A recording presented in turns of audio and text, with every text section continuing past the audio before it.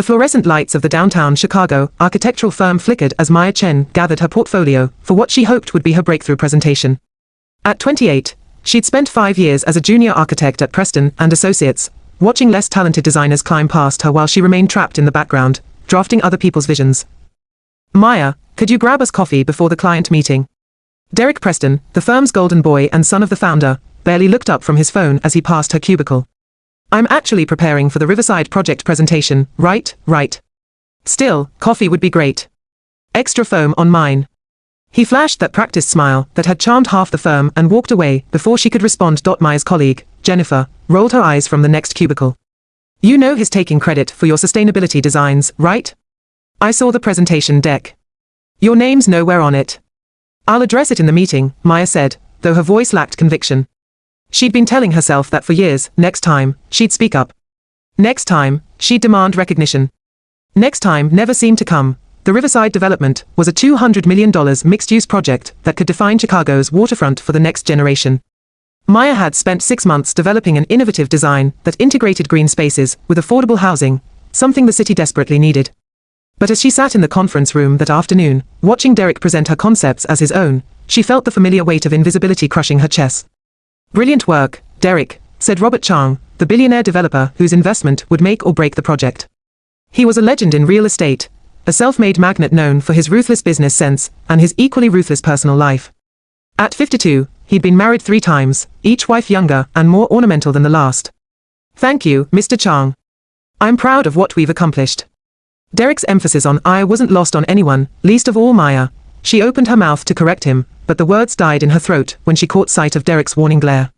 She'd seen that look before, the one that promised consequences for those who disrupted his narrative. After the meeting, Maya remained in her cubicle long after everyone else had gone home, staring at her computer screen. The AutoCAD file glowed with her original designs, every line and measurement a testament to work that would never bear her name. "Still here, Chen." Arthur Preston, Derek's father and the firm's founder, stood in her doorway. Unlike his son, Arthur had actually earned his reputation, building the firm from nothing over 30 years. "Just finishing up some details, Mr. Preston." He studied her for a long moment. "You designed the Riverside project, didn't you? The whole thing?" Maya's heart hammered. "Derek and I collaborated, don't." Arthur held up a hand. "I've been in this business too long not to recognize talent when I see it. I also know my son's limitations." He sighed, suddenly looking older than his 63 years. "But recognition isn't given freely in this world, Maya. Sometimes you have to take it." Before she could respond, he was gone, leaving her alone with those cryptic words and the blueprints that might as well have been invisible. The humiliation came 3 weeks later, at the annual Architecture Excellence Awards. Maya attended as part of the firm's delegation, wearing a dress she'd borrowed from Jennifer, because her own wardrobe consisted primarily of practical work clothes. She felt out of place among the glittering crowd of Chicago's elite, a sensation that intensified when Derek took the stage to accept the Young Innovator Award for the Riverside design. "Thank you all so much," Derek said, his voice carrying across the ballroom. "This project represents everything I believe architecture should be: bold, sustainable, and socially conscious." Maya felt sick. Those were her exact words from the original proposal she'd drafted. "Miss Chen, isn't it?" Robert Chang appeared at her elbow, a glass of champagne in each hand. He offered her one. "You work at Preston and Associates?" "Yes, sir." She accepted the glass out of politeness, though she had no intention of drinking it. "Tell me," Chang said, his dark eyes sharp despite his casual tone, "what do you think of Derek Preston's award-winning design?" It was a trap. It had to be. But something in Maya snapped. Maybe it was watching Derek bask in applause that should have been hers. Maybe it was the champagne on an empty stomach. Maybe it was just 5 years of suppressed frustration finally boiling over. "I think it's a very effective presentation of my work," she said quietly. Chang's eyebrows rose. "Is that so?" The sustainability integration, the affordable housing component, the green corridors, those were all concepts I developed. Derek's contribution was primarily aesthetic modifications and client management. The words tumbled out now, unstoppable. "But I'm a junior architect, Mr. Chang.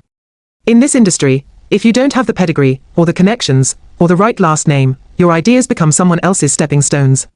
She expected him to walk away, or worse, to laugh. Instead, Chang studied her with renewed interest.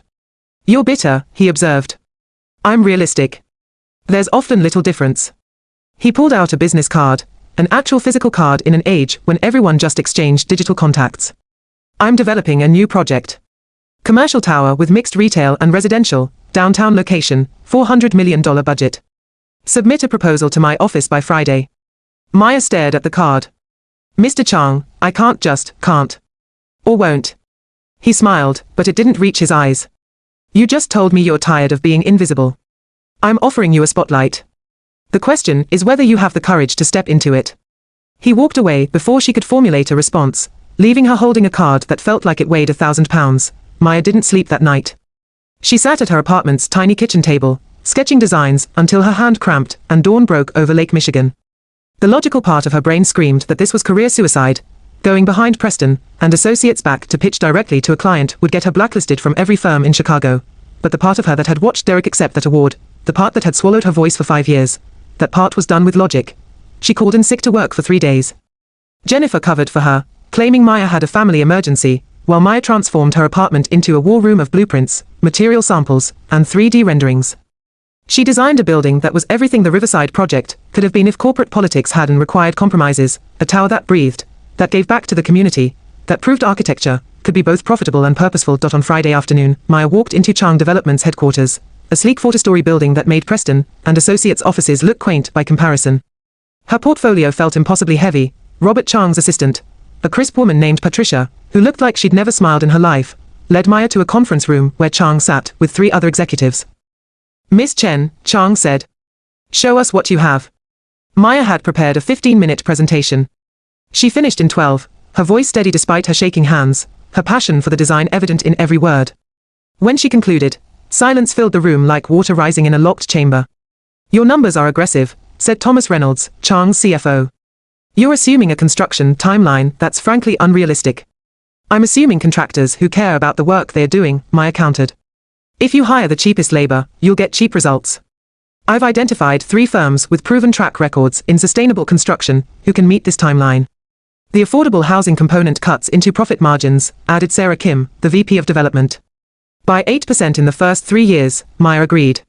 But it qualifies the project for tax incentives and federal grants that offset that loss. More importantly, it builds community goodwill and ensures long-term occupancy stability. People take care of buildings they feel are designed for them, not despite them. For 2 hours, they grilled her on every aspect of the proposal. Maya had answers for everything, not rehearsed corporate speak, but real, thoughtful responses that demonstrated she'd anticipated every concern. When it was over, Chang stood and extended his hand. You'll have our decision in 1 week. Maya returned to work on Monday to find Derek waiting at her desk, his arms crossed and his expression thunderous. Where the hell have you been? I was sick. Jennifer told you, sick. Derek's laugh was bitter. Funny how you were sick the same week Robert Chang's office requested your personnel file from HR. Want to explain that? The blood drained from Maya's face. She hadn't considered that Chang would need to vet her background. Of course he would. She'd been stupid to think she could do this quietly. I submitted a proposal for the downtown tower project, she said, deciding honesty was her only option now. You what? Derek's voice rose, drawing attention from nearby cubicles. You went behind the firm's back to pitch our client directly. He's not our client. He was only our client for Riverside, which is completed. That's not how this works, and you know it. Derek stepped closer, his face red. You're finished, Chen. I'll make sure you never work in this city again. Hell, I'll make sure you never work in this industry again. Do you have any idea who I am? Who my family is? I'm aware. Maya's voice came out steadier than she felt. I'm also aware that your family's reputation is the only thing that's gotten you this far. You're a mediocre architect, Derek. You always have been. The slap came so fast she didn't see it coming. One moment Derek was yelling, the next moment her cheek was burning and the office had gone completely silent. That's assault, said a voice from behind them. Arthur Preston stood there, his phone out, clearly having recorded the entire exchange. Derek, my office. Now. Dad, now. As Derek stalked away, Arthur turned to Maya. His expression was unreadable. Miss Chen, I think you should take the rest of the day off. Paid leave while we investigate this incident. It was over. Even if Derek got punished for hitting her, Maya had still betrayed the firm. She'd committed career suicide for a proposal that might never amount to anything.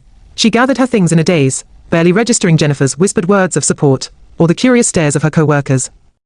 Outside, the Chicago wind cut through her jacket, as she walked aimlessly down Michigan Avenue, not ready to go home and face the reality of what she'd done. Her phone rang.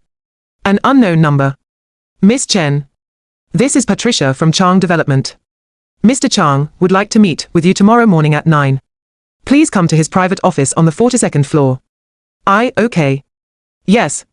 I'll be there. Maya barely slept that night, running through every possible scenario. He'd probably tell her the proposal was rejected and that her stunt had gotten her blacklisted. Or maybe he'd lecture her about professional ethics. Or maybe she didn't let herself hope for the maybe. Robert Chang's private office was less opulent than Maya expected. Yes, it had floor-to-ceiling windows overlooking Lake Michigan, and yes, the furniture probably cost more than her annual salary, but it was also surprisingly lived in. Architectural models covered every surface. Blueprints papered one entire wall. This was a workspace, not a showroom. Miss Chen. Chang gestured to a chair across from his desk. I heard about your altercation with Derek Preston. Of course he had. Everyone had heard by now. I'm sorry if that complicates, it doesn't. Chang poured 2 cups of coffee from a French press on his desk. In fact, it makes my decision easier. I'm awarding you the Downtown Tower project. Maya forgot how to breathe. You're what?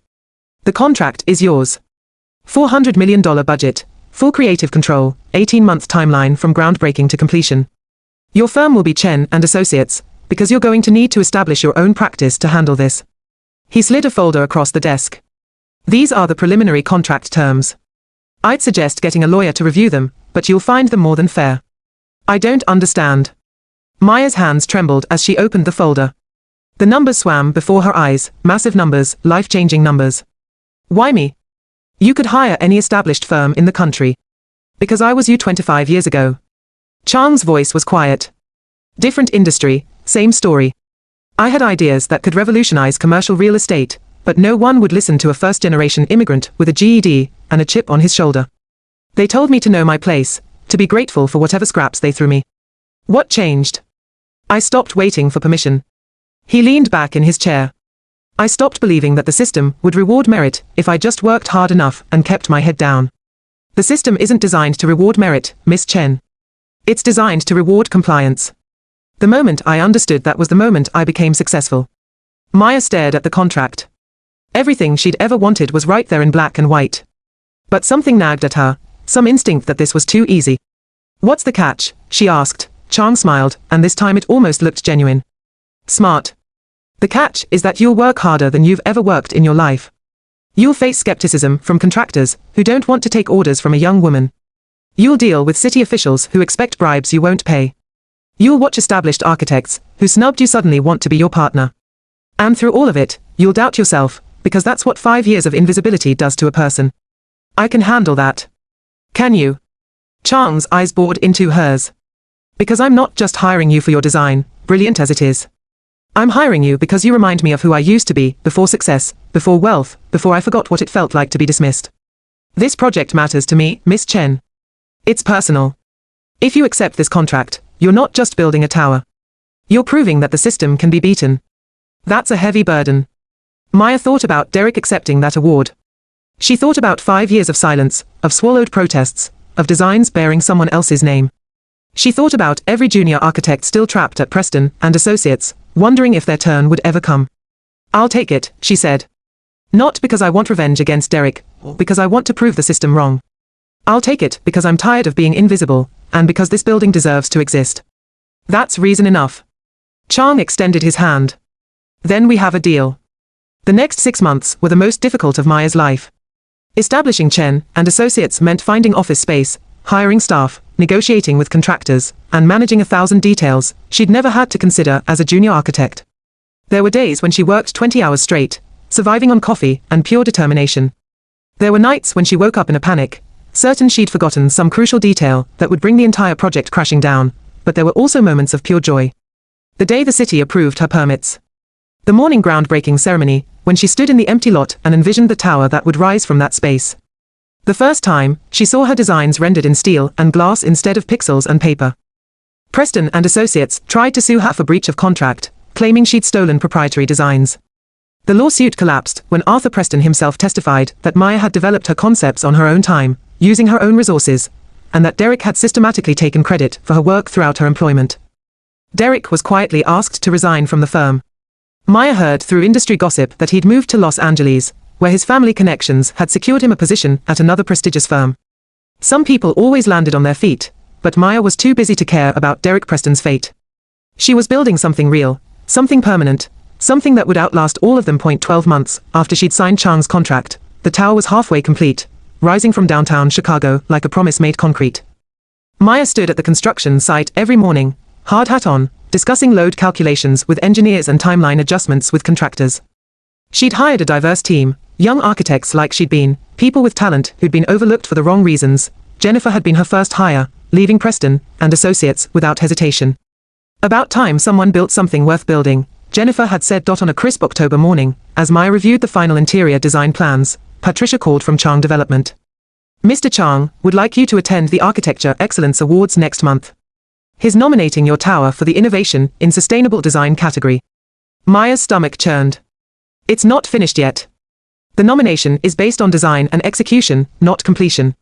He thinks you should be there." "Will Derek Preston be there?" "I imagine so. His firm is nominated for another project." Maya wanted to refuse. She didn't need an award to validate what she'd built. But then she thought about all the junior architects who'd be watching, wondering if success was possible, if speaking up was worth the risk. "Tell Mr. Chang I'll be there." The ballroom looked exactly as Maya remembered it, glittering chandeliers, elegant tables, Chicago's architectural elite celebrating themselves. But this time, Maya didn't feel out of place. She wore a tailored navy suit she'd designed herself, simple but perfectly cut. Jennifer walked beside her, equally elegant. "Ready to face the wolves?" Jennifer murmured. "I built a 40-story tower. I can handle a fancy party." Derek was there, of course, holding court with a group of sycophants near the bar. Their eyes met across the room. He raised his glass in a mocking salute. Maya smiled and turned away. He wasn't worth her time. Robert Chang found her before the ceremony began. "Miss Chen. You look ready for battle. Is that what this is?" "Always." He studied her face. "You've changed. You carry yourself differently." "I'm not invisible anymore." "No," Chang agreed. "You're not." The Innovation in Sustainable Design Award was announced near the end of the ceremony. Maya sat perfectly still as the presenter described the nominated projects, her heart hammering so hard she was certain everyone could hear it. "And the award goes to Maya Chen, Chen and Associates, for the River Tower development." The applause was thunderous. Maya walked to the stage in a daze, accepting the crystal award from the presenter, staring out at the sea of faces. Some were smiling, genuinely happy for her success. Others looked calculating, already wondering how to use her newfound prominence to their advantage. A few looked resentful, Derek among them. Maya didn't prepare a speech, but the words came anyway. 5 years ago, I sat in this ballroom and watched someone else accept an award for my work," she said. "I told myself it didn't matter, that recognition would come eventually, that hard work and talent were enough. But they're not enough. They've never been enough." The room had gone silent. What's enough is courage.